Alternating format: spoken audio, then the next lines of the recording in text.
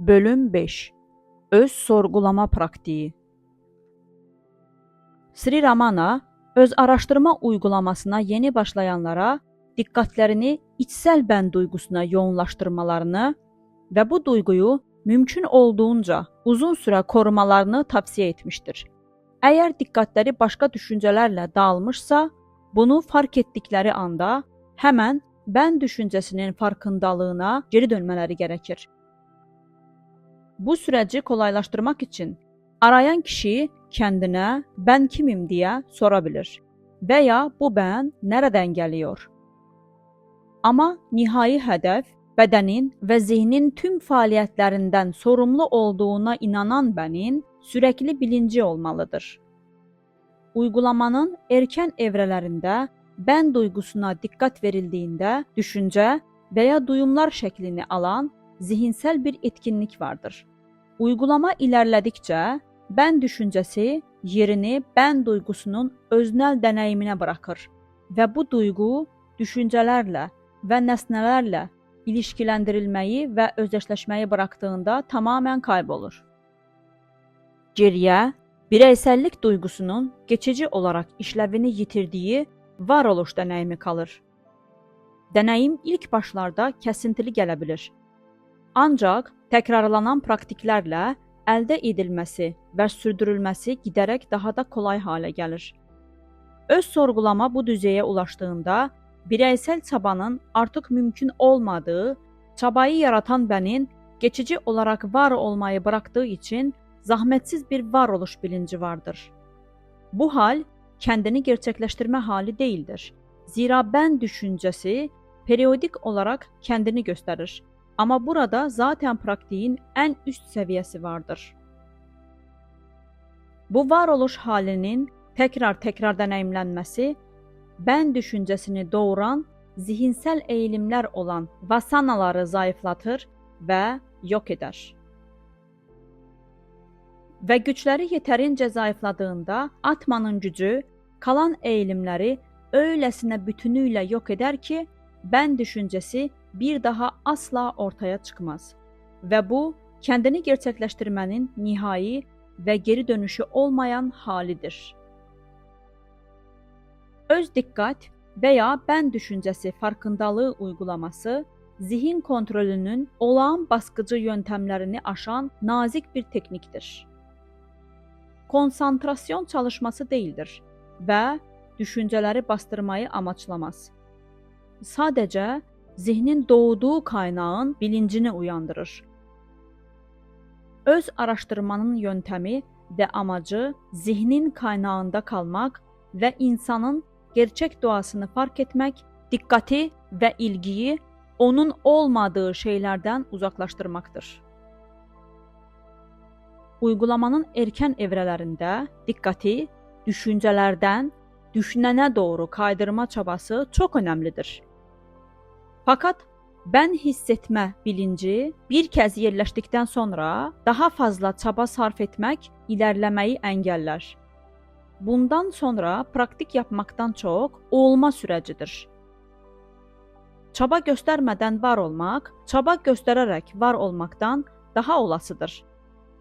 İnsanın zaten olduğu varlık çabadan uzaktır. Çünkü varlık her zaman mevcuttur ve her zaman deneyimlenmektedir. Öte yandan gerçekte olmadığımız şey, yani beden ve zihin olmaya çalışmak, neredeyse her zaman bilinçaltı düzeyde olsa bile sürekli bir zihinsel çaba gerektirir. Bundan şu sonuç çıkar ki, öz araştırmanın daha yüksek aşamalarında çaba, varoluş deneyiminden dikkati uzaklaştırır. Buna karşın zihinsel çabanın sona ermesi bu deneyimi açar. Atman en nihayetinde bir şey yapmanın değil, var olmanın sonucu olarak ortaya çıkar. Sri Ramana'nın da bir zamanlar söylediği gibi, meditasyon yapmayın, olun. Olduğunuzu düşünmeyin, olun. Olmayı düşünmeyin. Siz varsınız. Öz araştırma belirli bir zamanda və bəlirli duruşlarda yapılması gereken bir meditasyon uygulaması olarak görülməməlidir. Aktivitenin türü ne olursa olsun, uyanık olduğunuz süre boyunca sürekli olarak yapılmalıdır. Sri Ramana çalışma ile öz araştırma arasında bir çelişki görmedi ve biraz praktikle öz araştırmanın her koşulda yapılabileceğini savundu. Bazen yeni başlayanlar için düzenli çalışmanın iyi olduğunu söylerdi. Fakat o hiçbir zaman meditasyonda uzun süre kalmayı savunmamış ve müritlerinden herhangi biri dünyevi faaliyetleri bırakıp meditatif bir yaşam sürmek istediğinde her zaman memnuniyetsizliğini dile getirmiştir. Atmanın aranarak gerçekleştirebileceğini söylediniz. Peki, bu arayışın mahiyeti nedir? Siz bir zihin misiniz? Yoksa kendinizi zihin mi sanıyorsunuz? Zihin, düşüncelerden başka bir şey değildir. Her bireysel düşüncenin ardında ortak bir düşünce vardır ki, o da ben, yani sizsiniz. Bu beni ilk düşünce olarak adlandıralım ve bu ben düşüncesine dalın ve ona ne olduğunu sorun. Bu soru sizi çok meşgul ettiğinde başka hiçbir şey düşünmeyeceksiniz. Bunu yaptığımda ve bana, yani ben düşüncesine sımsıkı sarıldığımda diğer düşünceler gelip gidiyor. Ama ben kendime kim olduğumu söylüyorum ve sonra hiçbir cevap yok. Bu halde kalmak bir praktik değil midir? Hayır, bu yaygın bir hatadır. Atmanı ciddi bir şekilde aramaya giriştiğinizde ben düşüncesi kaybolur ve derinliklerden gelen başka bir şey sizi tutar. Bu artık aramaya başlayan ben değil. Peki, bu diğer şey nedir? Bu benliğin özü olan Atman'dır. Bu ego değil, en yüce varlığın ta kendisidir. Arama sürecinde diğer düşünceleri reddetmeniz gerektiğini sık sık söylüyorsunuz. Ama düşüncelerin sonu yok. Bir düşünce reddedilince bir başkası gelir ve bu böyle sonsuza kadar devam eder. Düşünceleri çöpe atmaya devam etmeniz gerektiğini söylemiyorum. Kendinize, yani ben düşüncenize dalın. İlginiz tek bir fikir üzerinde kaldığında diğer düşünceler otomatik olarak elenir ve kaybolur. O halde düşünceleri reddetmek gerekmiyor mu? Kesinlikle değil. Bu, bazı zamanlarda veya bazı kişiler için gerekli olabilir. Aklınıza gelen her düşünceyi aklınıza geldikçe atmaya devam ederseniz, düşüncelerin sonu gelmeyeceğini mi sanıyorsunuz? Bu doğru değil. Bir sonu var. Eğer uyanık olursanız ve aklınıza gelen her düşünceyi reddetmek için amansız bir çaba gösterirseniz, kısa sürede kendinizi içinizde daha da derinlere doğru giderken bulacaksınız. Bu aşamada artık düşünceleri atmak için çaba sarf etmeye gerek kalmaz. Peki, çaba ve gerilim olmadan var olmak mümkün müdür? Sadece bu değil. Belirli sınırların ötesinde çaba göstermeniz imkansız hale gelir. Daha fazla açıklama bekliyorum. Hiçbir çaba göstermemeye mi çalışmalıyım? Hali hazırda çabalamadan bunu yapamazsınız. Ancak daha derinlere indiğinizde artık hiçbir çaba sarf etmeyeceksiniz. Eğer zihin ben düşüncesinin, yani ahamvritinin kaynağını arayarak içe dönerse, o zaman vasanada, yani geçmişin zihnindeki kalıcı izleri de ölür. Atmanın ışığı vasanalara düşer ve zihin adı verilen yansıma olgusu üretir. Böylece vasanalar söndüğünde zihin de kaybolur ve tek bir gerçekliğin kalbin ışığına gömülür. Bu, hakikati arayan birinin bilmesi gereken her şeyin özeti ve özüdür. Onun için kategorik gereklilik ahamvritinin kaynağını gayretli ve tek odaklı bir şekilde aramaktır. Yeni başlayan biri nasıl bir praktik yapmalı? Zihin ancak ben kimim sorusunun sorulmasıyla sakinleşebilir. Diğer tüm düşünceleri yok eden ben kimim düşüncesi bir cenaze ateşini karıştırmak için kullanılan çubuklar gibi sonunda kendi kendini tüketecektir. Başka düşünceler ortaya çıktığında bunların peşinden gitmemeli. Ama bunların kimin için ortaya çıktığını sormalıdır. Bu kadar çok düşüncelerin ortaya çıkmasının ne önemi var ki? Eğer her düşüncenin ortaya çıktığı anda bu düşüncenin kimin için ortaya çıktığı dikkatle incelenirse cevap benim için olacaktır. Eğer bundan sonra kişi ben kimim diye sorarsa zihin kaynağına, atmana geri döner ve ortaya çıkan düşünce yatışır. Ve bu uygulamanın tekrarlamasıyla zihin kaynağında kalma gücünü geliştirir. Vasanalarda asılı kalan, başlangıçsız geçmişte birikmiş olan duygusal nesnelere yönelik eğilimler, okyanusun dalgaları gibi sayısız olarak ortaya çıksa da, gerçek doğa üzerine meditasyon daha da yoğunlaştığında hepsi yok olacaktır. Hiçbir şüpheye yer bırakmayacak şekilde sürekli olarak bana odaklanılmalıdır. Zihin, duysal nesnelere yönelik eğilimleri koruduğu sürece ben kimim sorgulama pratiği zorunludur. Düşünceler ortaya çıktıkça burada ve şimdi ortaya çıktıkları kaynakta araştırma yoluyla yok edilmelidirler. Başkasına karşı ilgi eksikliği, bağlanmama veya arzu eksikliğidir. Atmanı terk etmemek bilgidir. Jnana. Gerçekten ikisi de, yani arzunun yokluğu ve bilgi bir ve aynıdır. Bir inci avcısı inciyi bulmak için denizin dibine dalmak üzere kemerine bir taş bağladığı gibi her birimiz tarafsızlıkla silahlanarak ve kendi içimizin derinliklerine dalarak Atman incisine ulaşabiliriz. Kişi Atman'a erişinceye kadar gerçek tabiatını sürekli olarak hatırlarsa bu tek başına yeterli olacaktır. Zihinde olan ben kimim sorusunun araştırılması ve kişinin kendi özünün bilinmesi de aynı kurtuluştur. Zihni sürekli olarak atmanda tutmak öz araştırma denilen tek şeydir. Oysa meditasyon yapanın mutlak Brahman, varlık, bilinç, mutluluk, Satchit Ananda olduğunun düşüncesidir. Yoga yapanlar gerçeği bulmak isteyen birinin dünyayı reddedip yalnızlık için ormanın derinliklerine çekilmesi gerektiğini söylüyorlar. Aktif yaşamdan vazgeçmeye gerek yok. Eğer her gün 1-2 saat meditasyon yaparsanız tüm sorumluluklarınızın üstesinden gelebilirsiniz. Doğru meditasyon yaparsanız meditasyonun yarattığı zihnin akışı siz çalışırken de devam edecektir. Bir fikri ifade etmenin adeta 2 yolu vardır. Meditasyonda izlediğiniz çizgi aktivitelerinizde de kendini gösterecektir. Peki, sonuç ne olacak? Devam ettiğinde insanlara, olaylara ve nesnelere karşı tutumunuzun giderek değiştiğini göreceksiniz. Eylemleriniz, meditasyonlarınızı kendiliğinden takip etme eğiliminde olacaktır. Yani yoginlerle aynı fikirde değilsiniz mi?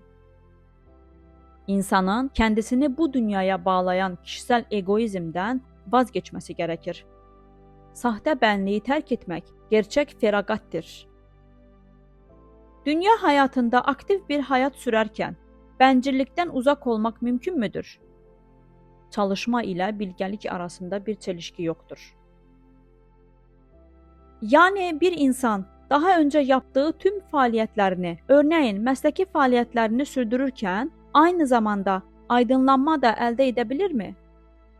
Neden yok? Ancak böyle bir durumda kişi kendisinden önceki kişiliğin yaptığını düşünmeyecektir. Çünkü bilinci yavaş yavaş değişecek ve küçük benliğin ötesinde yatan şeye odaklanacaktır. Kişi eğer işe dalmışsa meditasyona ayıracak çok az zamanı kalıyor. Meditasyona zaman ayırmak yalnızca spiritüel alanda yeni başlayanlar için gereklidir. Ruhsal olarak ilerlemiş ve başarıya ulaşmış bir insan çalışsa da çalışmasa da derin bir mutluluk yaşamaya başlayacaktır. əlləri dünyəvi işlərlə məşğulkən başı birliyin sükunətini koruyur. Peki, siz yoga yolunu öğretmiyor musunuz? Yogin, bir çobanın boğayı sopayla sürməsi gibi zihni hədəfə gətirməyə çalışır. Və bu yolda ilerleyen arayıcı boğaya bir avuç ot uzatarak onu yatıştırır. Bu nasıl yapılır? Kendinize ben kimim sorusunu sormalısınız.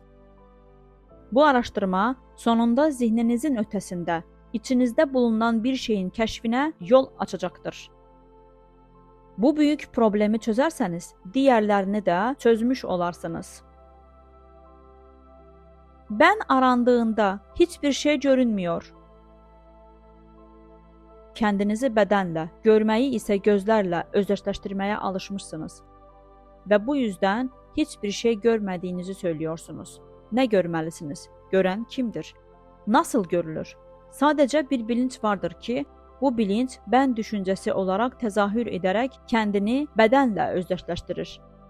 Kendini gözler aracılığıyla yansıtır ve etrafındaki nesneleri görür. Birey uyanıklık halinin sınırlarıyla sınırlıdır ve farklı bir şey görmeyi bekler. Duygularının tıkanıklığı onun için bir otorite işlevi görüyor. Ancak o, görenin, görünenin ve görme sürecinin aynı bilincin, yani ben-benin tezahürleri olduğunu hiçbir zaman kabul etmez. Düşünme, onun atmanın görünür olması gerektiği yanılsamasını yenmesine yardımcı olur. Gerçekten hiçbir şey görünmüyor. Şimdi ben hakkında ne hissediyorsunuz?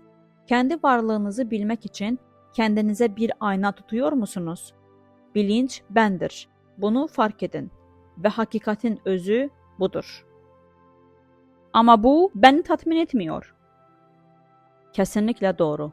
Ben algısı belki de bedenin biçimiyle bağlantılıdır. Hiçbir şey saf benle ilişkilendirilmemelidir. Atmanın hiçbir şeye bağlılığı yoktur. Saf gerçekliktir ki, onun ışığında beden ve nefs parlar. Bütün düşünceler sakinleştiğinde geriye saf bilinç kalır. Tam da derin uykudan uyanma anında ve dünyayı algılamadan önce bu saf ben gerçekleşir. Uykuya dalmadan ve düşüncelerinizin sizi ele geçirmesine izin vermeden ona tutunun. Eğer sağlam tutulursa dünyanın vizyonunun bile bir önemi kalmaz. Gören kişi olaylardan etkilenmez. Ego nedir? Keşfedin. Beden hissetmiyor ve ben diyemiyor. Atman saf bilinçtir. İkili değildir. Ben diyemiyor. Derin uykuda kimse ben diyemez. Peki, ego nedir? Bu atıl beden ile atman arasında bir ara şeydir. Hiçbir dayanağı yok. Aradığınız zaman hayalet gibi kayboluyor. Geceleri gölgelerin oyunu sayesinde insan yanında bir hayalet olduğunu hayal edebilir. Gerçekte hayalet diye bir şeyin olmadığını keşfeder. Dikkatli bakarsa sadece bir ağacın veya direğin gölgesi görünüyor. Aksi takdirde çok korkabilir. Bir hayaletin kaybolmasını sağlamak için etrafınıza dikkatlice bakmanız gerekir.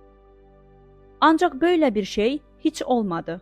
Ego için de aynı şey geçerlidir. Beden ile saf bilinç arasında elle tutunmayan bir bağdır. Gerçek dışıdır. Dikkatlice incelenmediği sürece sıkıntı yaratır. Ama araştırınca egonun olmadığı ortaya çıkıyor. İşte bir örnek. Hindu düğünleri genellikle 5-6 gün sürer. Bunlardan birinde gelinin yanındaki yabancı bir kişi yanlışlıkla onur konuğu sanılıp ona özel ilgi göstermeye başladılar. Bunu gören damat tarafı da onu önemli bir kişi olarak görüp saygı göstermeye başladı. Yabancı kendini iyi hissediyordu. Ama sürekli durumun farkındaydı. Damat tarafı da bu adamın kim olduğunu öğrenmeye karar verdiği anda yabancı adam tehlikeyi hemen sezdi ve ortadan kayboldu. Ego için de aynı şey geçerlidir. Ararsanız kaybolur. Aramazsanız sorun çıkarmaya devam eder. Ben kimim araştırmasını yapmaya kalktığımda Uyuyakalıyorum. Ne yapmam gerekiyor? Araştırmanızı uyanıkken sürdürün. Bu kadarı yeter. Eğer uykuya dalana kadar araştırmayı sürdürürseniz, uykunuzda da araştırmanız devam edecektir. Uyanır uyanmaz araştırmalarınıza tekrar başlayın. İç huzuru nasıl yakalayabilirim? Vichara uygulamasıyla bunu başaramayacağımı düşünüyorum.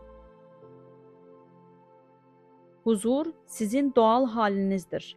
Ama zihin tarafından engellenmiştir. Eğer huzuru deneyimlemiyorsanız, bu vicharanızın sadece zihne yönelik olduğu anlamına gelir. Zihnin ne olduğunu araştırın ve o yok olacaktır. Düşünceden ayrı zihin diye bir şey yoktur. Ancak düşünceler ortaya çıktığında bunların bir kaynağı olduğunu varsayıyorsunuz ve buna zihin diyorsunuz. Eğer daha derinlere inip ne olduğunu araştırırsanız, zihnin gerçekte var olmadığını göreceksiniz. Zihin böylece kaybolunca ebedi huzura kavuşursunuz. Kaynağımın ne olduğuyla ilgili bir araştırmaya giriştiğimde, uygulamaya devam edemeyeceğim bir zihinsel dinginlik aşamasına ulaşırım. Hiçbir düşünce yok, sadece boşluk, anlamsızlık var, yumuşak bir ışık yayılıyor ve kendimi kaygısız hissediyorum. Beden ve formlar hakkında ne bir bilgim ne de bir görüşüm var. Yaklaşık yarım saat süren deneyim keyifli geçiyor. Ebedi mutluluğu, yani özgürlüğü ya da kurtuluşu ya da her ne adla adlanırsa anılsın, garanti altına almak için gereken tek şeyin böyle bir deneyimi saatler, günler ve aylar boyunca sürdürene kadar böyle bir uygulamayı sürdürmek olduğu sonucuna varmam doğru mu? Bu durum kurtuluş anlamına gelmiyor. Buna monolaya, yani düşüncelerin gelen sakinliği denir. Monolaya, düşünce hareketinin geçici olarak durması, konsantrasyondur. Bu konsantrasyon sona erdiğinde her zamanki gibi eski ve yeni düşünceler içeri hücum eder. Ve eğer zihnin böyle geçici bir dinginliği 1000 yıl sürse bile, asla doğum ve ölümden kurtuluş adı verilen düşüncenin toptan yok olmasına yol açmayacaktır. Bu nedenle uygulayıcının her zaman uyanık olması ve bunun kimin deneyimi içinde olduğu, bunun hoşluğunun kimin farkında olduğunu sorgulaması gerekir. Bu tür bir araştırma yapılmazsa, kişi uzun süreli bir transa veya derin bir uykuya, yoga nidraya düşer. Manevi uygulamanın bu aşamasına doğru rehberliğin eksikliği nedeniyle birçok kişi sahte bir kurtuluş duygusunun kurbanı olma yanılgısına düştü ve yalnızca birkaçı hedefe güvenli bir şekilde ulaşabildi. Aşağıdaki hikaye bu noktayı çok iyi örneklemektedir. Uzun yıllar Ganj kıyısında tapos yapan bir yogin vardı. Yüksek bir konsantrasyon derecesine ulaştığında ve bu aşamada uzun süre kalmanın kurtuluş olduğuna inanıyordu ve bunu uyguluyordu. Bir gün derin bir konsantrasyona girmeden önce susadığını hissetti ve bir öğrencisinden kendisine Ganj'dan su getirmesini istedi. Fakat suyla geri dönmeden önce yoga nidrasına düştü ve sayısız yıllar boyunca bu halde kaldı. Bu deneyimden kendisine geldiğinde hemen su, su diye bağırdı. Fakat ne mürit ne de Ganj ortalıkta görünmüyordu. Aklına gelen ilk şey suydu. Çünkü düşüncenin daha yüksek katmanındaki derin konsantrasyona girmeden önce su düşüncesi zihnindeydi. Ve konsantrasyon ne kadar derin veya uzun olursa olsun zihni ancak geçici olarak sakinleştirebilirdi. Orijinal bilinç durumuna geri döndüğünde bu üst düşünce bir barajı yıkan selin hızı ve gücüyle aktı. Eğer bu durum meditasyondan hemen önce oluşan bir düşüncede meydana gelmişse, o zaman daha önce ortaya çıkan düşüncelerin de yok olmadığı şüphesizdir. Düşüncelerin yok edilmesi kurtuluş ise, o zaman o yogiye kurtuluşa ulaşmış denilebilir mi? Sadhakalar, arayış içinde olanlar, zihnin bu geçici durgunluğu olan monolaya ile düşüncelerin kalıcı olarak yok edilmesi olan mananasha arasındaki farkı nadiren anlarlar. Monolayada düşünce dalgalarının gerilədiyi bir dönəm vardır və bu dönəm 1000 yıl bilə sürə bilir. Ancaq geçici olaraq sakinləşən düşüncələr monolaya sona ərdiyində yenidən yüksələcəkdir. Bu nədənlə uygulayıcının ruhsal gəlişimini çox diqqətli bir şəkildə izləməsi, kəndini bu tür zihinsel sakinlik dönəmlərinə kaptırmamasına diqqət etməsi gərəkir. Anlatılan deneyim ortaya çıxdığında dərhal bilinci canlandırmaq və içəridə bu huzuru hiss edən kişiyi aramaq gərəkir. Düşüncələrin içəri girməsinə izin verməməklə birlikdə aynı zamanda dərin uykuya, yoga nidraya və ya kendi kendine hipnoza dalmayı da əngəlləmək gərəkir. Bu monolaya hədəfə doğru ilərləmənin bir işarəti olsa da, aynı zamanda iki yolun çıxdığı bir noktadır. Özgürləşməyə və yoga nidraya. Kurtuluşa gidən ən kolay, ən kəstirmə və ən qısa yol araşdırma metodudur. Onun yardımıyla düşüncələrinizin gücünü daha da dərinlərə, kaynağına ulaşıb onunla birləşənə kadar yönləndirirsiniz. Və o zaman içərdən bir cavab alacaqsınız və kəndinizi orada dinlənirkən bulacaqsınız. Tüm düşüncələri bir anda və sonsuza dək yok etmiş olacaqsınız. Bu ben düşüncesi benden akıyor ama kendimi atmanı bilmiyorum. Bunların hepsi sadece zihinsel temsillerdir. Şimdi kendinizi sahte benle, yani ben düşüncesiyle özdeşleştiriyorsunuz. Bu ben düşüncesi yükselir ve alçalır. Oysa ben bu yükseliş ve alçalışların ötesindedir. Varlığınızda hiçbir kopukluk olamaz. Daha önce uyuyordunuz, şimdi uyanıksınız.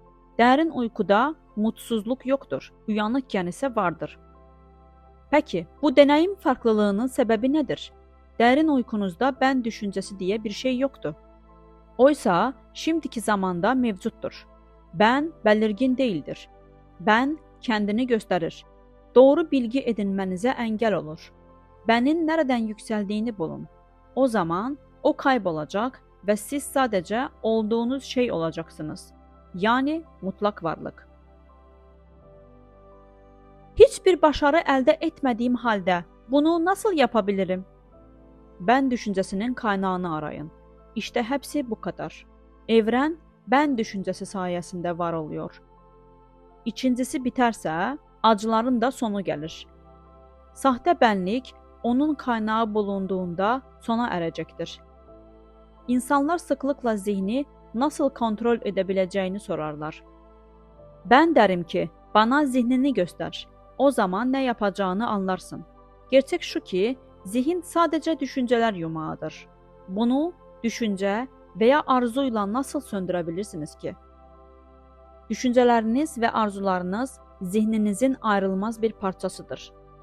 Zihin sadece ortaya çıkan yeni düşüncelerle beslenir.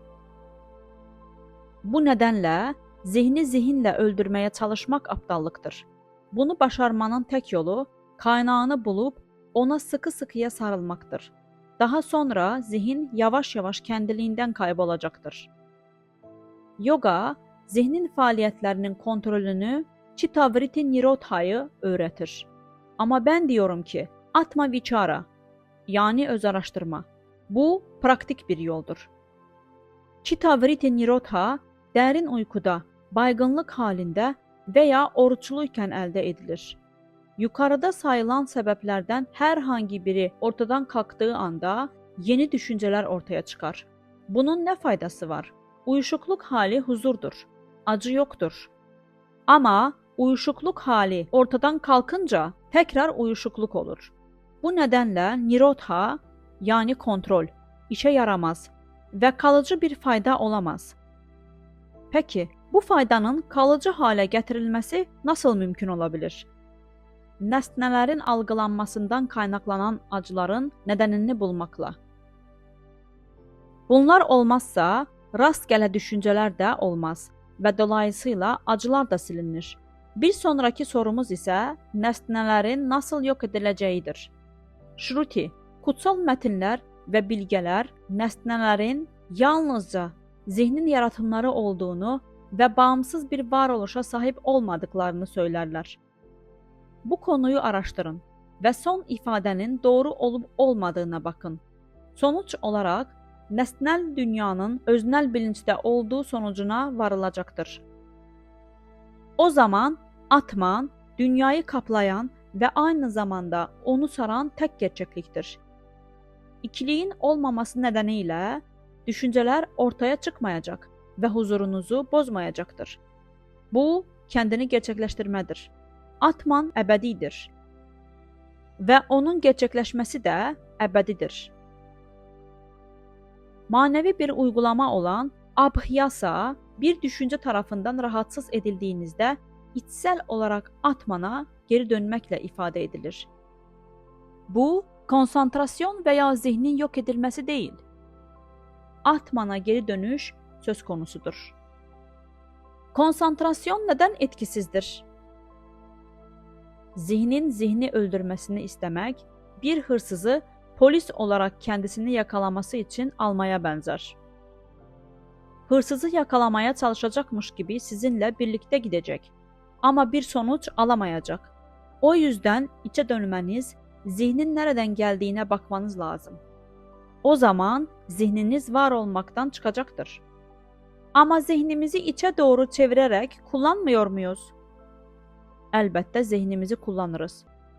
Zihnin ancak zihnin yardımıyla öldürülebileceği iyi bilinir ve kabul edilir. Ama zihnin var olduğunu ve onu öldüreceğinizi söylemek yerine zihnin kaynağını aramaya başlıyorsunuz. Ve aslında hiç zihnin olmadığını görüyorsunuz. Zihnin dışa dönük olması, düşünce ve objelerin ortaya çıkmasına sebep olur. İçe dönük olan kendisi Atman olur. Öyle olabilir ama benim anladığım şu, şimdi benin yalancı olduğunu söylüyorsunuz. Bu sahte benliği nasıl yok edeceğiz? Sahte benliği yok etmenize gerek yok. Ben kendini nasıl yok edebilir ki? Yapmanız gereken tek şey, onun kaynağını bulup orada kalmaktır. Çabalarınız ancak bir yere kadar gidebilir. Sonra diğer taraf bu işi halleder. Siz artık orada çaresizsiniz. Sizin hiçbir çabanız ona ulaşamaz. Eğer ben her zaman var ve şimdi de buradaysa, neden onu hissetmiyorum? İşte bu. Hissetmiyorum diyen kimdir? Ben mi diyor, yoksa tırnak içinde olan ben mi? Araştırın.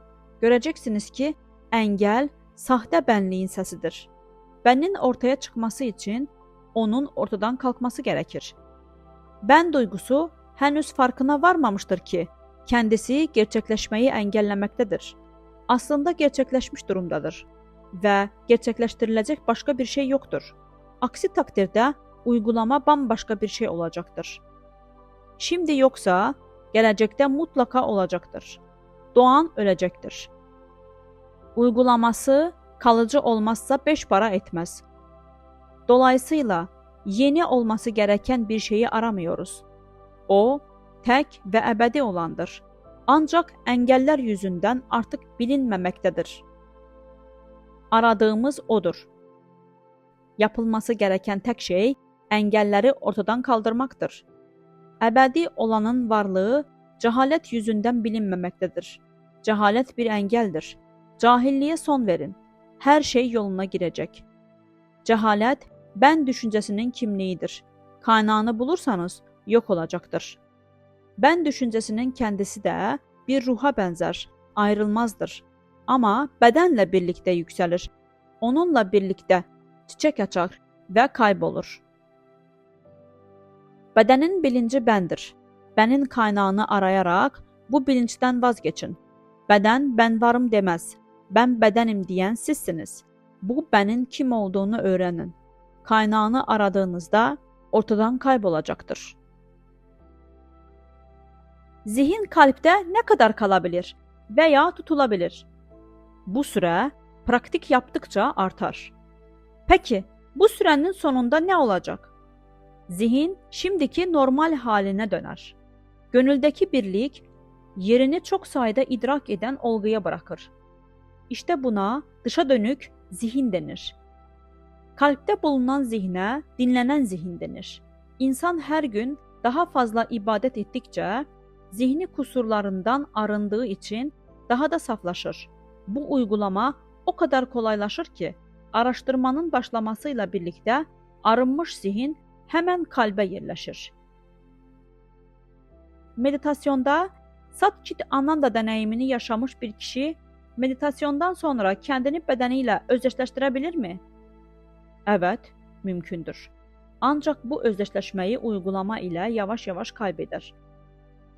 Atmanın projektörünün ışığında illüzyonun karanlığı sonsuza dək dağılır.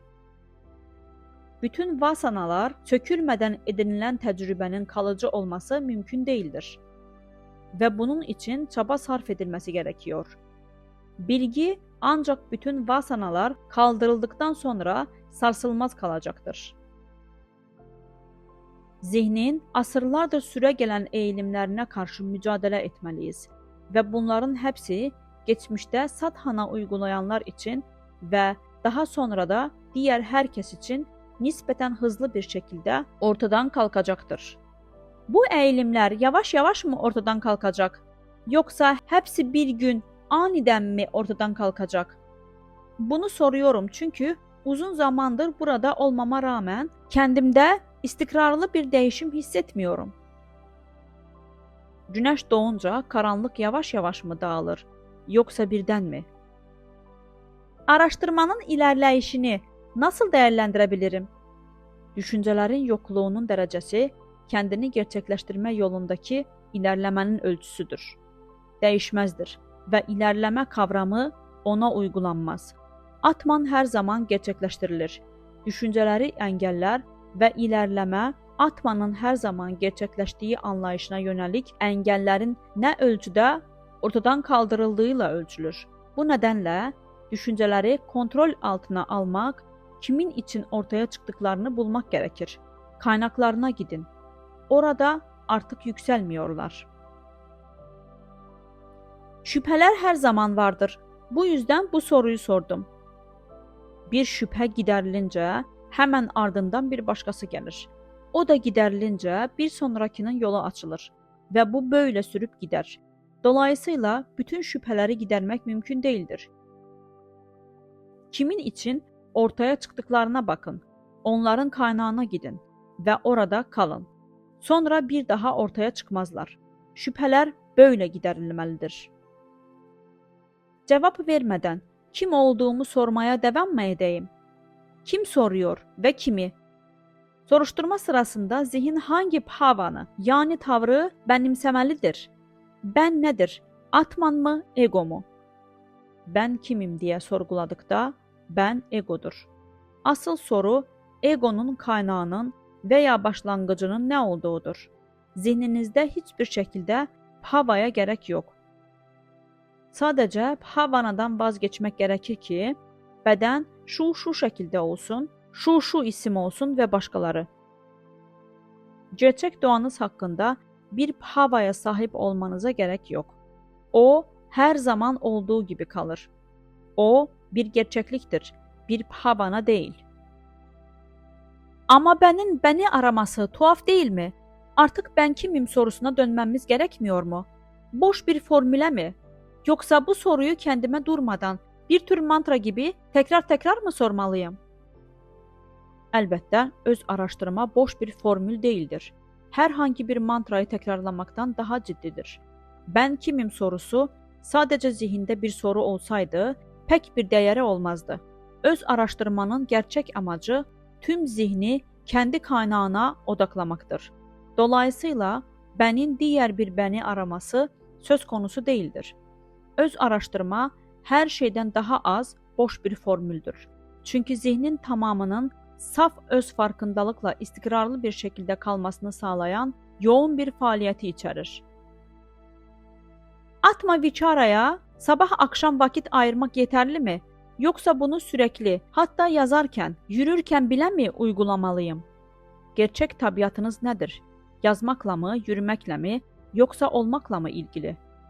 Varoluş değişmeyen tek gerçekliktir ve bu saf varoluş halini fark edene kadar araştırmaya devam etmelisiniz. Eğer kendinizi buna yerleştirmeyi başardıysanız artıq daha fazla endişələnmənizə gərək yox. Düşüncələr ortaya çıxmıyorsa, kimsə onların qaynağını aramaz. Yürüyorum veya yazıyorum diye düşündüğünüz sırada bunu yapan birini arayın. Düşünceleri inatla reddetmeye devam edersem buna vichara diyebilir miyim? Bu uygulama bir ara adım olabilir. Ama aslında vichara ancak atmana bağlanıp zihnin hareketinden, düşünce dalgalarından uzaklaştığınızda başlar. Öyleyse vichara aklın faaliyetleriyle ilgili değil midir? Evet, alakası yok. Antara, vicharayı içsel arayışı temsil eder. Sadece yeni başlayanlara zihni tutmaları ve incelemeleri tavsiye edilir. Peki sonuçta zihin nedir? Sadece atmanın bir yansıması. Kimin için ortaya çıktığına ve nereden geldiğine bakın. O zaman asıl nedenin ben düşüncesi olduğunu göreceksiniz. Daha derine indiğinizde ben düşüncesi kaybolacak ve geriye yalnızca benin sonsuza kadar yayılmış bilinci kalacaktır. Sri Aurobinda'daki aşramda anneye bu soruyu sordum. Zihnimin boş kalmasını, düşüncelerin ortaya çıkmamasını sağladığım halde Tanrı'nın kendisini gerçek varlıkta gösterebilmesi için neden hiçbir şey algılamıyorum? Cevap, pozisyon doğrudur ve kuvvet yukarıdan gelecek anlamındaydı. Bu doğrudan deneyimdir. Başka bir şey yapmam gerekir mi? Kendiniz olun.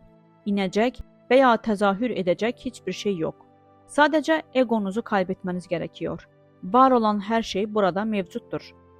Şimdi bile siz osunuz ve ondan ayrı değilsiniz. Boşluk görünüşe göre sizsiniz ve siz onu görmek için buradasınız. Beklemek neye gerek? Bir şey görme düşüncesi, bir şey görme umudu ve bir şey bulma susuzluğu, bunların hepsi egonun işidir. Egonun tuzağına düşmüşsünüz. Bütün bunları o söylüyor, siz değil.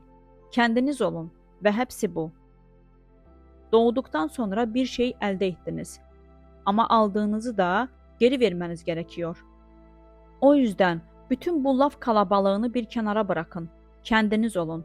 Kim olduğunuzu bilin ve kendiniz olarak kalın.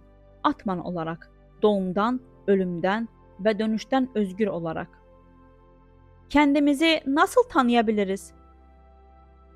Kendinizi bilmek, özünüz olmak demektir. Gerçekten kendinizi tanımadığınızı söyleyebilir misiniz? Kendi gözlerinizi görmüyorsunuz ve bir aynanız da yok. Ama bu, onların varlığını inkar etmeniz için bir sebep değil. Aynı şekilde bir nesne olmasa da atmanın da farkındasınız. Nesne olarak algılanmasa bile benliğinizi inkar ediyor musunuz? Kendimi bilemem ifadeniz izafi bilgi açısından atmanın yokluğunu ifade eder. Çünkü siz bu bilgiye o kadar alışmışsınız ki kendinizi onunla özdeşleştiriyorsunuz. Bu yanlış özdeşleşme. Nesne olmadığı için apaçık olan benin tanınmasını zorlaştırır. Ve sonra insan kendini nasıl bilebilir diye soruyorsunuz. Var olmaktan bahsediyorsunuz. Neyin varlığından? Sizin göreviniz olmaktır. Şu veya bu olmak değil. Ben olduğumum tüm gerçeği içerir. Ve pratik yapmanın yöntemi iki kelimeyle özetlenebilir. Sakin olmak. Sakinlik ne demektir? Bu, nefsin yok olması demektir. Zira her isim ve her şekil bir rahatsızlık sebebidir. Ben buyum ve oyum düşüncesinden vazgeçin. Kendinizi anlamak için gereken tek şey sakin olmaktır. Daha kolay ne olabilir? Bu nedenle atma vidyaya, yani kendini tanımaya ulaşmak en kolaydır. Yalnız insanın hakikati araştırılmaya ve öğrenilmeye layıktır. Buna dikkat edip onu gönülde şevkle idrak etmek gerekir. Kişinin kendisi hakkındaki bu bilgisi ancak sessiz, berrak ve çalkantılı ve acı çeken zihnin faaliyetlerinden uzak bir bilince açığa çıkacaktır. Kalpte daima şekilsiz atman, ben olarak parlayan bilincin sessizlikte kalarak hər hangi bir şeyin var olub olmadığı haqqındakı düşüncələrin yoxluğuyla bilindiyini bilin. Mükəmməl gerçəklik birdir. Dəyərli izləyicilərimiz, əgər bilgi faydalı olduysa, bəyənməyiniz və paylaşmanız bizi sevindirir. Kanalın böyüməsi və daha çox insana ulaşması, daha çox insanın bilgilənməsinə və aydınlanmasına səbəb olur. Bizimlə olduğunuz üçün təşəkkürlər.